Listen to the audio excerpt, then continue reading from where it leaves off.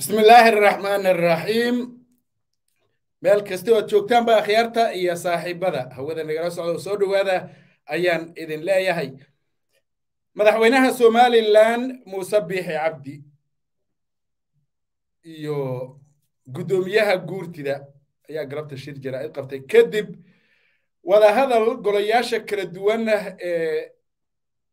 Somaliland ay ka yeesheen arrinta magaalada Laascaanood iyo mashaqada ka aloosan madaxweyne Muuse Biixi Cabdi waxa uu markii ugu horeysay ka bixiyay tacsi ama garawsho waxa ka socda magaalada Laascaanood oo uu sheegay in maaragtayto ay ka xun yihiin oo si kadiisa ay ku dhaceen marka inta laga yimaado waxa madaxweynuhu uu ka hadlay waxyaabo fara badan qaabka xalka ama xal u helidda xaaladda magaalada Laascaanood iyo garnaqsi tiro badan ayuu maaragtaa ka hadlay waxaan jeclahay wax yar inaan qaabka ku habboonayd iyo qaabka uu madaxweynuhu u hadlay bal in yar oo taxliilin ah aan ku sameeyo waa marka koowaad madaxweyne Muuse Biixi Cabdi waxa uu sheegay dhibaatada ka socota magaalada Laascaanood inay soo bilaabatay 2009kii waxa uu sheegay Muuse in 40 qof lagu dilay magaalada Laascaanood ilaa iyo 2009kii 40ka qof ee la dilay waxa uu sheegay 32 ka mid ah dadkii la dilay in la hayo 23 ka mid ah ayuu sheegay in la xukumay oo xukumo lagu riday 8na ay maqan yihiin 2na waxba lagu waayay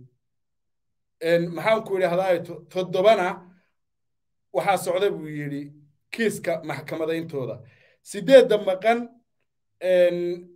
wala baadi goobayaa buu yiri oo waa fakadeen ama waa fakad okay waa 40 qof iyo 40kii dilay 40 qof iyo 40kii dilay ayaa uu sidaa inoo kala dhigay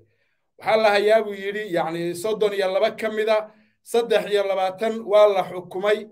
2na waxba lagu waayay 7na kiiskooda socda 8na waa maaragtay waa fakasho oo waa ay maqan yihiin okay sida ayuu u kala dhigay 40kii qof ee la dilay ee uu kala saaray ayaa haddana uu iyagii sii kala saaray oo waxa uu yiri 24 waxa ay ahaayeen mas'uuliyiin qaran 16na waxa ay ahaayeen shacab taageersan Somaliland 40ka qof ee la dilay hadalka qaabka wax u sheegay waa markii koobaad ee la maqlo tiradaas iyo dadkaas iyo qaabka ay wax yihiin waxaad moodaa marka qaabka wax loo sheegay ee xilligan in madaxweynihii Somaliland uu isagu maaragtayto bulshada la wadaago kiisaskii dhacay dadkii loo qabtay iyo hawlihii maaragtayto inaysan wax meesha ku jira ahayn sababtoo ah hay'adihii dambi baadhista jira waxa kale oo jira maxaan ku yiraahdaa maxkamadihii iyo xeer ilaalintii booliskii baa jira isagu dacwad ooga ma ahayn maxkamadna ma ahayn booliskii shaqadan qabtayna ma uusan ahayn waa madaxweynihii Somaliland kiisaska qaar badan baa ka horeeyay qaarna isaga intii uu joogay bay dhaceen waxa laga hadlayo ma aha in la raadinayo ama la baadi goobayay dad uu madaxweynuhu sheego iyo in madaxweynuhu uu ka warramo kiisaskii iyo maxaan ku yiraahdaa arrimihii hay'ad gaari ay lahayd waxaan hay-adaha iskale hay-adda fulinta iyo hay-adda garsoorka iyo hay-adaha maaragta la shaqeeyaahi waa kala laba wey saddexda dhardhaar ee nidaamka dawliga ah midna midda kale yacni howlaheeda iyadu ma fasirto kamana maaragtayto warbixiso si guud xilliga munaasabadaha iyo maxaanku idhaahdaato waxqabadka dowladda marka madaxweynuhu uu ka hadlayo oo kale waa suuragal in wax laga sheego laakiin haddii loo baahdo kiisaska oo ay baarlamaanku daba galaan hay-adaha ku shuqul leh ayay u yeedhayaan ee madaxweynaha inta u yeedhaan ma dhahayaan yacni dadkii laascaanood lagu dilay ama meelheble lagu dilay ama dhibkii meelheble ka dhacay yaa geystay maxaa loo hayaa goormay dhaceen say u dhaceen yacni arrimahaas waxaa iska leh hay-ado gaara marka madaxweynuhu waxaa horta kow meesha uu la yimid waxaan shaqadiisa ahayn isaga shaqadiisu waxay ahayd siyaasadda iyo hay-adaha ku shuqul leh oo uu amro in ay ka maaragtayto warbixiyaan oo ay soo bandhigaan xogaha iyo caddaymaha iyo kiisaskii ka dhacay meel hebla xaaladaha ku gadaaman isaga marka 40 baa la dilay iyo 40 baa loo qabtay ama 8 baa baxsatay waxaan filayaa inaanay shaqadiisa ahayn haddii dee uu isagu saxan yahay oo anigu aan khaldanahayna waa gooni wey okay madaxweynuhu waxa uu sheegay 40 qof reer laascaanoodna waxay sheegayaan 100 iyo intaas oo qof ku dhowaad 120 يعني لبدا تيره ee la kala sheego waa 119 qof iyo 115 qof oo lagu dilay magaalada laascaanood oo aan la haynin ama aanay jirin cid loo qabtay aysan jirin hay-adaha cadaaladda iyo garsoorka iyo xeer ilaalinta iyo booliska oo yacni shaqadooda ay tahayna aanay soo bandhigin marka laga reebo wiil yacni da'yar oo la yidhi dhowr qof buu dilay oo dhowaan lasoo bandhigay oo isagana dad badani ay ku doodayaan in hargeysa dhexdeedaba laga qabtay una ahaa xamaali okay tirada marka madaxweyne muuse uu sheegay iyo tirada reer laascaanood ay sheegayaan yacni waxaa u dhexeeya farqi aad u weyn isagu 40 qof buu inoo sheegay iyaguna 100 iyo hodhodho bay inoo sheegeen ilaahay baa xaal og yacni qof walba oo la dilay qofkii ehelka u ahaa iyo aqalkiisii ayaa og waana filayaa tirakoobka in la hayo okay madaxweyne muuse biixi cabdi waxa uu ka hadlay xaaladda magaalada laascaanood qaabka uu u arka xalkeeda kadib shir saddexda gole yacni labada gole ee baarlamaanka iyo xukuumaddu ay ka yeesheen waxa ay yacni qodobo isla garteen oo ah in hawsha la dejiyo in laascaanood la dejiyo nabad laga dhigo markaa kadib maxaanku idhaahdaato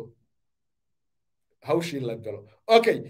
laascaanood see loo dejinayaa yaa dejinaya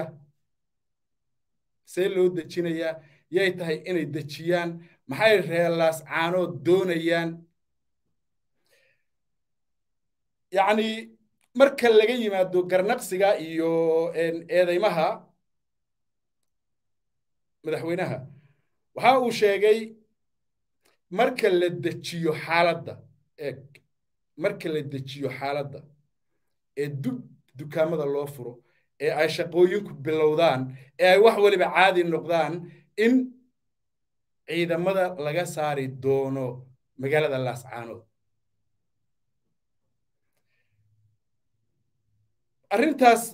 waxaad moodaa runtii inaan caqli caafimaad qaba lagu fiirinin waxaa madaxweyne muuse biixi cabdi uu yacni maaragtaa muujiyey inta hawshu socoto ciidankuna way joogayaan okay reer laascaanood waxay ka cabanayaan waa ciidanka reer laascaanood waxa dilaya waa ciidanka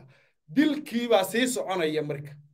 inta ay ka dhammaanayaan reer laascaanood oo yacni ka ugu dambeeya la dilayo waa hawshu way soconaysaa sababtoo ah ma muuqato marxalad hadda kala guur ah oo hawshii lagu xallinayo shuruudda ka saaridda ciidamada ee magaalada laascaanood waxay ku xidhan tahay degitaanka magaalada iyo in shacabka reer laascaanood ay isdhiibaan oo iyagu khaladkii ay qaata marba haddii magaaladu degto loomaba baahnaba ciidan in la saaro iyo in arrimaha noocaasa laga hadlo yacni inta labadii gole ee baarlamaanka iyo madaxtooyadii isu yimaadeen in la yidhaahdo xaaladda laascaanood markay degto ayaan ciidanka saaraynaa yacni waa jawaab cad ama fariin cad oo ku socota maxaan ku dhahay reer laascaanood iyo dalabkii garaadada iyo odayaasha iyo caaqiladoodu ay dalbadeen jawaabtoodii ma ku habboonayd marka madaxweyne muuse se ma ku habboonayd xalse ma noqonaysaa madaxweyne muuse biixi cabdi isaga ayaa madaxweynaha somalilan laascaanood isaga hoggaamintiisa ayay hoos imaanaysay maamulkii iyo hoggaankii iyo ciidamadii uu isagu u diray ee isaga ka amar qaadanayay iyo reer laascaanood ayaa isqaniinay dhiiggoodaa isku daatay reer laascaanood waa gadoodeen wax ay maaragtay to qaadan waayaan bay arkeen kuwii ku samaynayey markii ay ka qayliyeenna ciidankii baa loo kordhiyey oo taangiye iyo beebeeyo iyo baabuurta hubka culus xambaara ayaa magaaladii maxaan ku idhaahdaa to laga buuxiyey markaad dhagax tuurto waa yacni jawaabtaadu waa hal madfaca meeshii marka yacni marka uu culayska dareemay la rabay in marxaladda wax laga bedelo halkii ayuunbuu sii istaagay haddiiba reer laascaanood yacni ay ku xidhan tahay ciidamada oo laga dulqaado ama magaalada laga saaro inay kacdoonka joojiyaan anigu wax hal ah oo ii muuqda haba yaraatee ee ma ay jirto yacni waa war cad oo ah marna taagtiin marna tabartiin haddana waan xukumaa buu leeyahay oo waan ka tacsiyeynayaa berrina wuxuu rabaa inuu ka sii tacsiyeeyo asagaana dilaya oo ciidankii dilayay u diray oo weli ku haya reer laascaanood baan u damqanayaa reer laascaanood waa dadkayagii reer laascaanood waa somalilan waa dilayaa haddana waxtarkayguna waa tacsi maxaan ku idhahdaa to waxqabadkayguna waa dil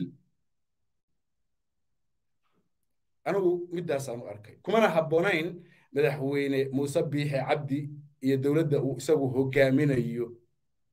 sidoo kale kuma ayna habboonayn guddoomiye saleebaan aadan in maxaan ku idhahdaa isna uu sii wado oo uu ku garab istaago waayo haddii arrintu ay tahay national issue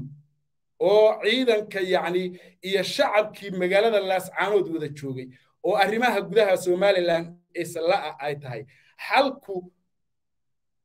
xabad laguma soo afjari karo mana jirto adduunka cid la muquunin karo reer laascaanood marka la muquuniyo waa la muquuniyey marka la dhammeeyo waa la dhammeeyey xalku marka waa laba mid inay isdhiibaan oo ay sidaa maxaan ku idhahdaa hawshu ku dhammaato iyo in yacni cagta la mariyo wax kale oo horta iiga soo baxay totaliba ma ay jiraan waxaa ku habboonayd madaxweyne muuse biixi cabdi maadaama isagu madaxweynihii somalilan yahay uu sheeganaya laascaanood xalna uu u raadinayo kow in guurtida iyo odayaasha maxaan ku idhahdaa to xildhibaanada ah ee ku habboon iyo samadoonno iyo culimaa udiin inta loo diro inuu yidhaahdo idinku ka go'aan gaadha ciidamada iyagu markaas iyaga oo aan bixin ciidamada la saaro ciidamadu meeshii la doono ha la geeyo halkay doonaan ha degaan dadkii oon la dilaynin oon dhiigoodu daadanaynin oo aan maxaan ku idhahdaa qabaalla dhex cararaynin وأن دشيكي يسول لنا عينن مركا إن للراديو حلقة أو أي سمدونا دا يعني أي راديان وسيرة iyo xubnaha kale ee dawladda ee lagama maarmaanka u ahina ay yani la socdaan la dhiraandhiriyo cadho walaal waa la bariyaa baa la yidhi la dhiraandhiriyo lagu guulo meelo badan la isla maro aad loo garnaqsado oo ugu dambayn wax uunbaa la isla gaari lahaa waa aniga aragtidayda okay taasi ayaa waxa ay iila muuqataa aniga inay ahayd xalka ugu dhow ee xaaladda laascaanood ay somaliland yani kaga gungaari karto ama ay ku dejin kartay laakiin dabkii shidnaa ayuunbaa batrool lagu daray mowqifka madaxweynaha iyo xukuumaddiisuna waa cad yahay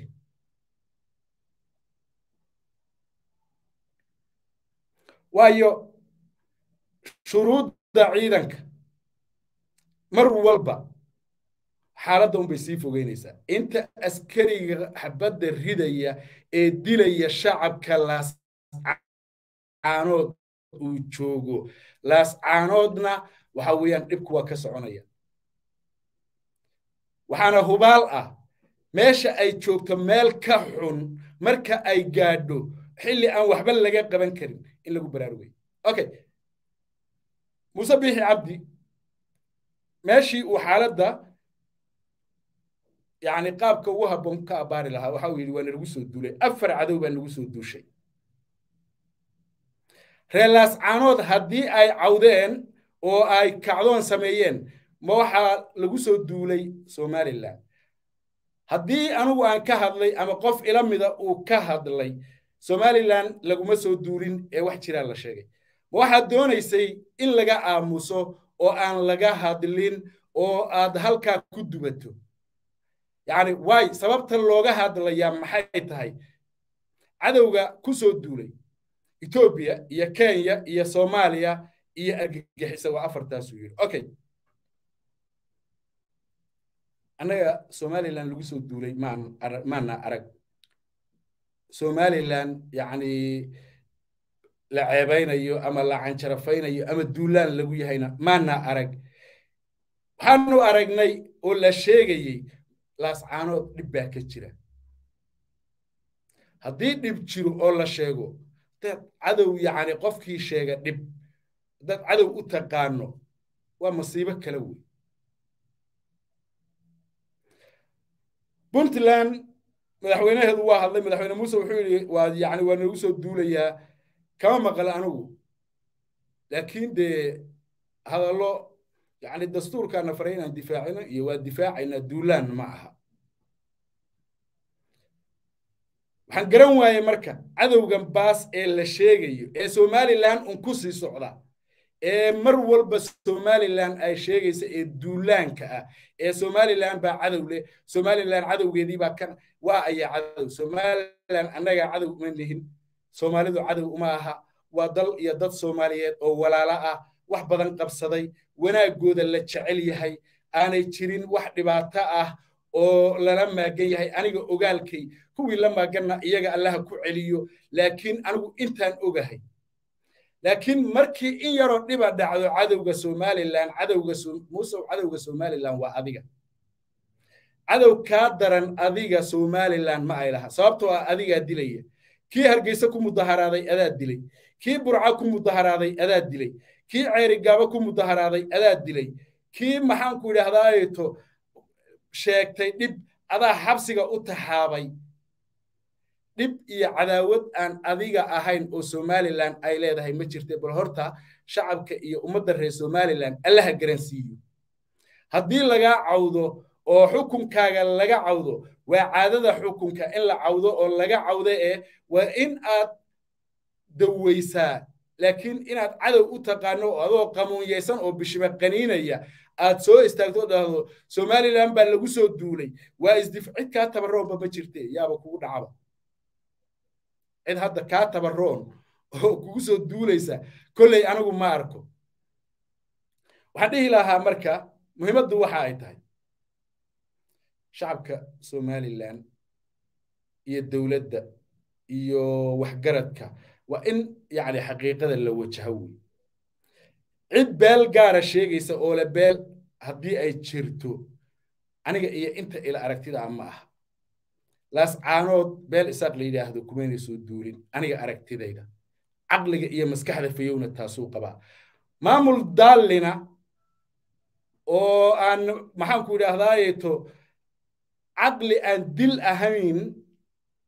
مويان أن وح كلا لهين يلاس عانود لبعتك كودا مددر بوسودي ولا سود لي dadkii la soo dilay markay gadoodeenna waxa loo dilaya maxaad u gadoodeen maxaa u cadhooteen ha arkina ha maqlina waa idin dilaya ma sheegi kartaan wixii la doonaa laydinku samaynaya tallaabo ma qaadi kartaan waa inaad ku faraxsanaataan taana xilligan iyo dunida maanta la joogo cid qaadan karta iyo cid aqbali karta ma jiraan muuse biixi marar horena waan sheegay dad badanna way sheegeene shalay isaga waa uu dagaalamay jabhad buu noqday dawladdii uu ka tirsanaa ayuu la dagaalamay waxa uu ku doodayay in la dilay in dadkiisa dhibaato lagu hayo eg dadkiisa in la dhibaataynayo loo caga juglaynayo sidan la yeelayo buu ka dagaalamay shalayto wixii isagu uu diiday dulmigii iyo dhibaatadii uu shalay diiday ayuu maanta inta laas caanood la dur yimid buu wuxuu rabaa haddana in lagu wada faraxsanaado qofkii ka hadlana waa cadowga Soomaaliland waa laga hadlayaa waa lagu qaylinayaa saacad walban ka hadlaynaa ilaa iyo inta aad dhibka ku haysa laas caanood ee ciidankaagu joogo way soconaysaa geeridana waa loo siman yahay wadkana waa loo siman yahay ciddii aad ka adkaan jirtay ee aad u bishima qaniinayso cayrso oo eryood laakiin geeridu mar bay nolosha dhaantaa reelaas caanood inta la dilo in la yidhaahdo ma hadli kartaan maxaan ku idhaahdaa ju ma dhihi kartaan wax qabtan ma aha haddaad dowladaynayso waxaa la rabaa si caqli ku jira inaad u dowladayso duni hormartay qarnigii maxaan ku idhaha 21aad lagu jiro hawl waliba wax waliba ay digital tahay isla daqiiqada waxa dhacaya meel walba loo dhigayo yani dhinaca wanaagsan baa laga rabaa yaa laga raacaa inaad waxaad aaminsan tahay wax burburin karto inaad wax baabi'in karto ciil ma qabaa tidhi yani mar haddii cududa ciidanka Soomaali war ciidan waxba ma taro war waa wiil Soomaaliyeed oo dhimanaya war wallaahi waxa suuragal ah maalmo gudahood isagoo dabada laga wado inuu Hargeysa kuugu yimaado war rag lama maleeyo saad moodayso Muuse xaalku ma aha madaxda Afrikaanku markay in yar isku arkaan waxay moodaan inay cirka iyo dhulka kala hayaan ciilkan iyo balaayadan aad sheegayso aniga iima muuqdaane xal adaa laga rabaa xal ma keeni kartaa laas caanood ciidanka ka qaad kala bax ciidanka waxba kama yaalaane markaad heshiisaan laas caanood ee qoriga laga dulqaado soo cesha hadaa rabto way ku qanacsan yihiin reer laas caanood laakiin xabad baan kula dhacayaa maatadaadaan dilayaa carruurtaadaan laynayaa hooyooyinkii baan dilayaa isbitaalladii baa buux dhaafay meydkii baa la kala xabaali la'yahay haddana marka xal laga gaadha ciidanka laga qaadayaa caqligaas cidda aad u sheegaysay kaa qaadanaysa waxaan u malaynayaa inayna reer laas caanood ahayn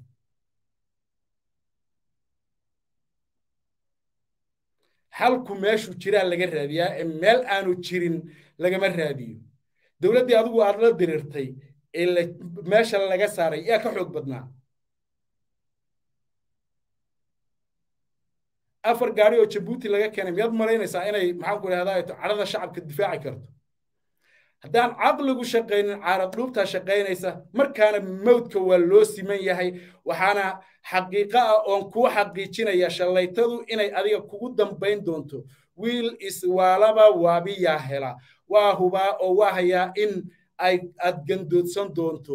oo guuldarro dhabarka saaran doonto waayo kibirku ma fiicna waad kibraysaa waad dad baad dishay waad dilaysaa waxaad rabtaa haddana in dilka ay ku qancaan oo ay ku farxaan weliba ودراويش وكوي عد كوا عد كديدي أدونسيغا مدحوينه موسى ودي بيسوق النقو وكون نستيحين إياه وحدنا كامله حول كامل ربو وحبك كلا كامل ربو عدو كوما إيه يعني مركبة دي لغا هادلو دبتا لغا هادلو قبيالة ديستا تهي عدو باتهي نعيبا كوكو جيرا انتاس قفك الشيء هي كو جيرتا عدو كوما إيه سومالي من نعبي ولا راهي محانكو إلى هداي تونا قودان جعلهاي أبدانا عدنا ونا كغمر ربو لكن هدابد إذنكو إسواناجيسان oo aad wax wanaagsan qabsataan walla idinku wanaajin shalay markaan la muusabixi wanaag buu sameeyay doorashu intuu qabtay oo xisbigiisii sidan yeelay laga guuleystay ayuu hambaliyay ee isagu uu sheegayay cadow maanan ahayn miya markaa maxaan ahaa markaan wanaageeda sheegayay maxaan ku idhahdaa to qirayay aan maxaan ku idhahdaa aan uga mahad celinayay maxaan ahaa markaan nasteex baan ahaa maanta marka balaaya igu soo degtay cudur igu soo degay iyo cuqdad iyo cadaawad aan Soomaaliland u qabo inta in lagu ma qabo qofka aaminsan inaan cadaawad qabo isaga balaayadaasi ku jirtaa aniga waxaan leeyahay Muuse Soomaaliland hagaaji xilkii baa ka dhamaaday hadda madaxweyne ma tihid inta cadays baa ku haysataa inta cadayska ku hagaaji cidiba kuguma haysatee ku hagaajiyo reelaas caanood waa dishay dabiib laakiin wali waa sii dilayaa ilaa ay jilbaha qabsadaan yani eraygu waa nooca weey marka erayga aad dhaw ciidanka waxa la qaadi doona yaad ka adkaan jirtay subxaanallaah bini aadanka yani maaragtay heerka inuu gaadho ma aha kibirku inuu heerka gaadho ma aha isla weynanku inay heerka gaadho ma aha ummad dhan oo ilaahay abuuray inaad dilkooda ku sii maaragtaayo indha cadaato oo dhahdo markaan hawsha dhamayno nabadgelyo noqotay dukaamada la furaa ciidanka la idinka qaadi oo mi iskaba joogaanba markaa maxaa dhibo jira ma u malaynayo wax garadka Soomaaliland maxaan ku idhahdaa hawshan indhaha ka dhowraya war marxaladu meel ay maanta joogto meel ka xun markay gaadho oo aydan waxba ka qaban karin yaa laga yaabaa in ay idin dhibtee inta u istaagtaan oo aad xilligan caqliga caafimaadka qaba ka shaqaysiiyay dagaal wiil baa ku dhintay wiilku Muuse waxaan dagaal ahayn ma yaqaan waxaan xabad ahayn ma yaqaan reelaas caanoodna dhibkii baa karay waraabadaalay dirirtiisa loo tagaa waana ku dhiiri gelinaya inay dhintaan sababtoo ah sinaantaada nin diiday sarayntiisa hayeelin Muuse wuu kibirsan yahay Muuse wuu isla weyn yahay Muuse qoriga ayuu aaminsan yahay qoriga qofka aaminsanna qori baa lagala hortagaa isaga shalay isticmaalay oo taliskii maxaan ku idhahdaa siyaad barre kala horyimid kii uu siyaad barre kala hortagay waa haysataana kala hortaga ka saara deegaankiina iska dhiciya marba hadduu wanaagu samayn waayey oo uusan asxaan lahayn oo uu kari waayey inta uu ku faanayo xoog iyo awood in uu aqli iyo aragti iyo fikrad wanaagsan isticmaalo dadka waxa weeyaan weji kale oo leh uu leeyahay ma jirto wax cadowa oo Soomaaliland kusoo duulay male anaa idin sheegay cadowga Soomaaliland waa Muuse Biixi Cabdi isaga ha lagala tacaalo intaasan jeclahay inaan ku soo koobo wixii aan haleeyay naf iyo shaytaan wixii aan hagaajiyay Allah subhanahu wa ta'ala ayaa ku maasan خيارة إيه سرق مقل دم في أمان الله.